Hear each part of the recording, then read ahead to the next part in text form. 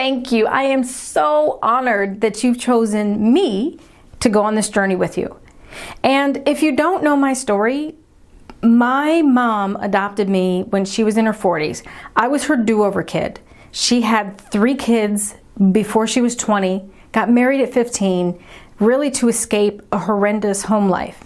So I was her, let me be a grown-up and a parent and try and do this again. But when I'm actually an adult, not a child trying to raise other children.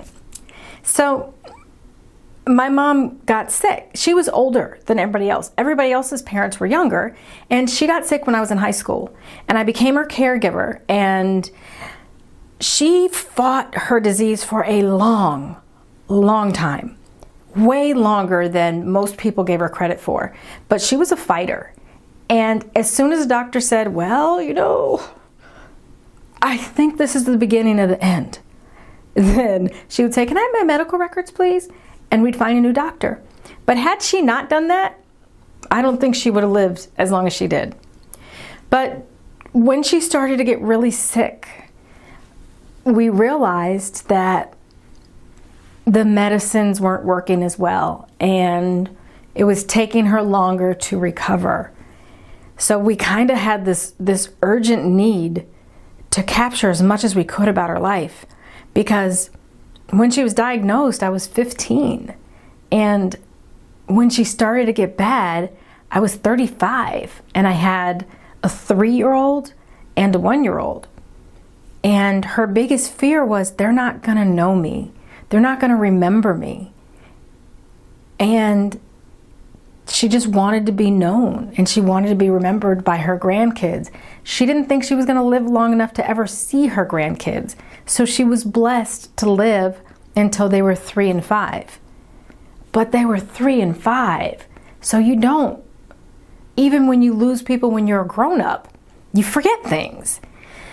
So we scrambled, and even though there were smartphones when she passed away, we typed everything in Word.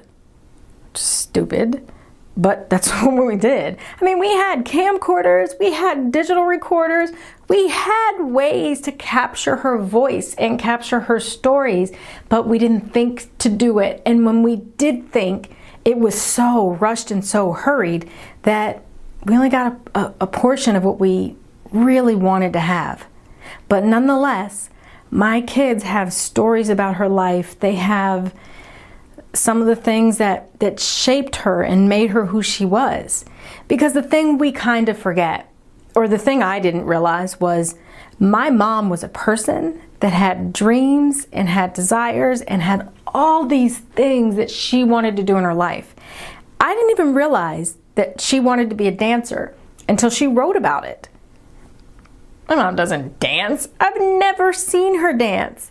How could I have this person that was my best friend and knew everything about me, but I didn't know what she wanted to be when she grew up?